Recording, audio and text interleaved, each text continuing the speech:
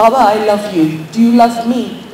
আর ও জাস্ট খুব জোরে জোরে মাথা নাড়াইলো এরকম করে, আর কিছু কথা বলতে পারে না, আর বলার দরকারও ছিল না, কারণ এটাই ছিল আমাদের রিলেশনশিপ।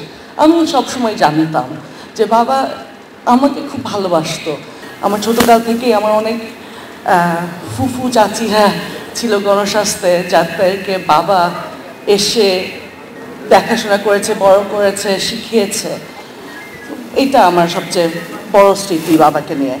তাছাড়া আমার বাবা আমাকে শিখিয়েছে যে একটা ফ্যামিলি শুধু রক্তের না, ফ্যামিলি অনেক মানুষ হতে পারে।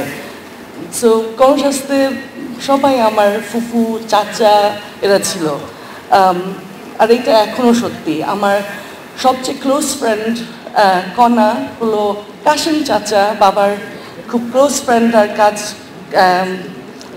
কাজ করতো একসাথে, ওর বড় মেয়ে। আর আমার বাবার লাস্ট যেই কথা আমার সাথে, ও মারা যাওয়ার এক দুদিন আগে কণা ওর পাশে দাঁড়িয়েছিল।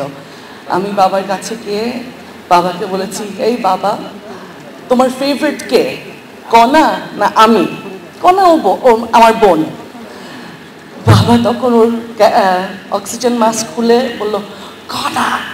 তো তারপরে আমাকে এমন একটা হাসি দিল যে আমিও বুঝছি যে ও ঠাট্টা করতেছে আমার সাথে, কিন্তু আসলে ও কণাকে খুবই ভালোবাসতো।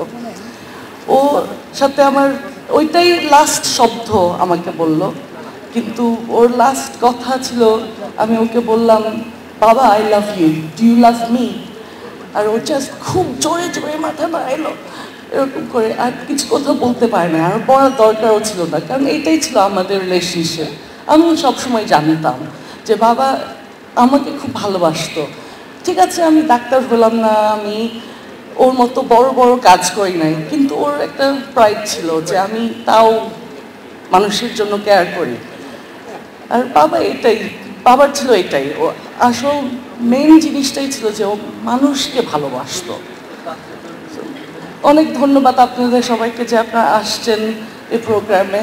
আমাদের পুরো ফ্যামিলি থেকে আমার ছোট ভাই বারিশ চৌধুরী, শিরিন হক, আমার মা, আর এবং আমার নিজস্ব মা সু চৌধুরী থেকে আমরা খুব অ্যাপ্রিসিয়েট করি যে আপনারা সবাই আসছেন।